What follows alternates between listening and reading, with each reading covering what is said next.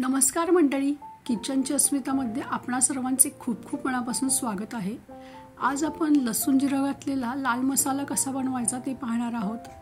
हा मसाला घालून बेसनचं ऑमलेट, अंडा ऑमलेट तसंच पिठल्यामध्ये खूप चविष्ट लागतो।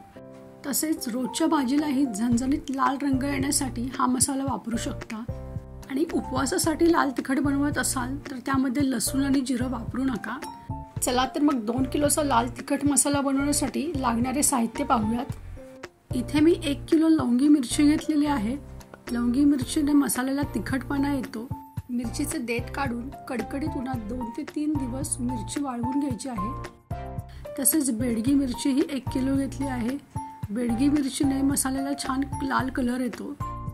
100 ग्राम लसणाच्या साली काढून घ्यायच्या आहेत आणि 100 ग्राम जिरं घेतलेलं आहे। 50 ग्राम तेल घेतलेलं आहे आणि 250 ग्राम जाडं मीठ घेतलेलं आहे। चला तर मग डंकामध्ये जाऊन हा मसाला कुटून घेऊयात। त्यामध्ये लवंगी आणि बेडगी मिरची 1-1 किलो घेतलेली आहे। तसंच 50 ग्राम तेल, 250 ग्राम मीठ, जिरं 100 ग्राम आणि लसूण 100 ग्राम घालून छान मसाला बारीक कुटून घेऊयात।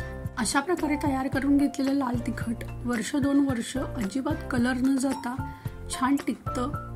मसाला तयार करून आणल्यानंतर एका भांड्यात घेऊन त्याच्या गाठी फोडून तो चिनी मातीच्या बरणीत भरून ठेवला की हा मसाला 1 ते 2 वर्ष व्यवस्थित टिकतो आणि याचा कलरही जात नाही। तुम्हाला ही रेसिपी कशी वाटली ते कमेंट करून कळवायला विसरू नका। चॅनलवर नवीन असाल तर चॅनलला सबस्क्राईब करा, म्हणजे नवीन रेसिपीज पोस्ट केल्यानंतर त्याचं नोटिफिकेशन सर्वात आधी तुम्हाला मिळेल।